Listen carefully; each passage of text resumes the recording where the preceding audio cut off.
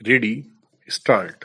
महोदय, इस समय यहाँ अभी जितने भी भाषण हुए हैं उनसे एक बात बड़ी स्पष्ट हो जाती है कि कुछ बातों के संबंध में सारे सदन के अंदर एक मत है।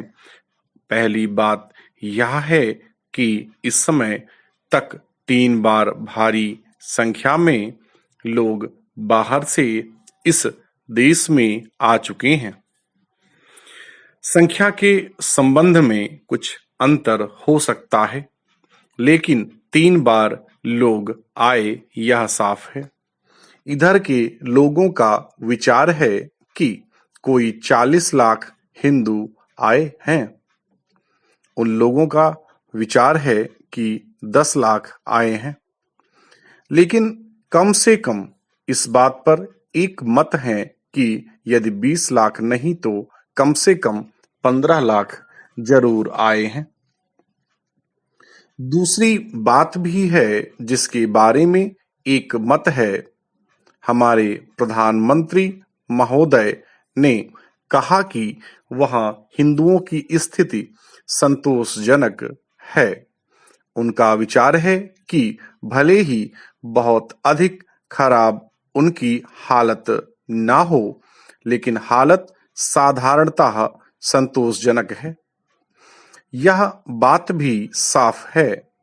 अब प्रश्न यह है कि क्या कारण है, क्या वजह है कि उनकी हालत ऐसी है। इसके लिए कई बातें कही गई हैं। पहली बात तो यह है कि भारत और पाकिस्तान के संबंध अच्छे नहीं हैं, इसलिए ऐसा हुआ है। वहां से बाहर चले जाने वाले लोगों की जायदाद का मामला है, कश्मीर का मसला है। दूसरी बात यह है कि वहां की आर्थिक स्थिति ऐसी है जिसके कारण से लोगों को पाकिस्तान से यहाँ आना पड़ा। तीसरी बात पासपोर्ट की बतलाई जाती है। इन्हीं कारणों से लोगों को पाकिस्तान छोड़ना पड़ा।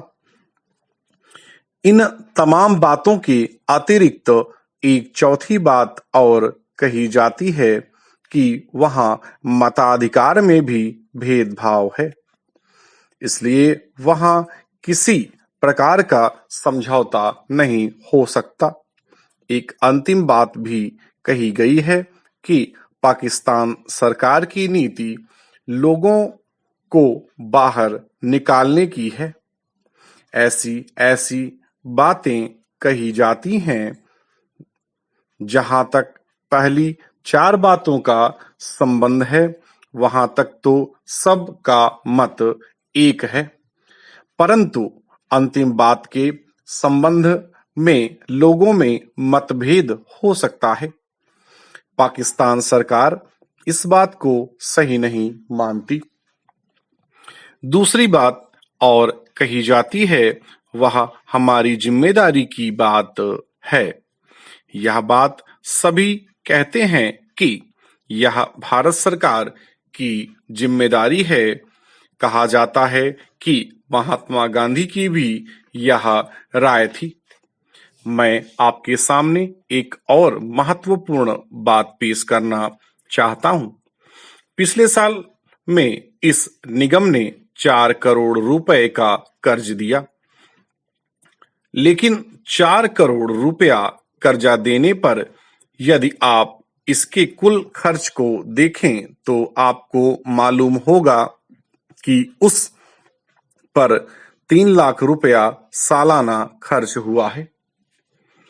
आप सोचिए कि आपके साधनों के ऊपर काम करने वाला कोई निगम 4 करोड़ रुपया कर्ज देने में यदि 30 लाख रुपए साल का खर्च कर दे तो उस निगम को दिवालिया होने के सिवाय और कोई रास्ता नहीं रहता। इसलिए मैं आपसे यह अर्ज करना चाहता हूं कि इस निगम के काम को सरकार किसी भी दृष्टि से देखे, लेकिन हम लोग इस पर लानत देने के सिवा और कुछ नहीं कर सकते। इस देश के करोड़ों आदमियों का जमा किया हुआ पैसा सरकार के पास जाता है। उस पैसे का इस तरह से अपव्यय नहीं होना चाहिए। दूसरी बात, आप यह देखें कि इस निगम के पास ऐसे ऐसे कर्जदार आते हैं जो महीनों और वर्षों उनके साथ सर खपाते हैं। उनके ऊपर वह सैकड़ों या हजारों रुपया खर्च करने के बाद उनका कर्ज मंजूर कर देते हैं। वे आदमी ऐसे हैं कि महीनों और वर्षों कर्ज की रकम नहीं उठा सकते हैं और इस तरह से निगम को ब्याज का नुकसान हुआ करता है। अब आप ही बताइए कि ऐसा कौन सा आदमी हो सकता है जिसके पास ऐसे ऐसे कर्जदार आए।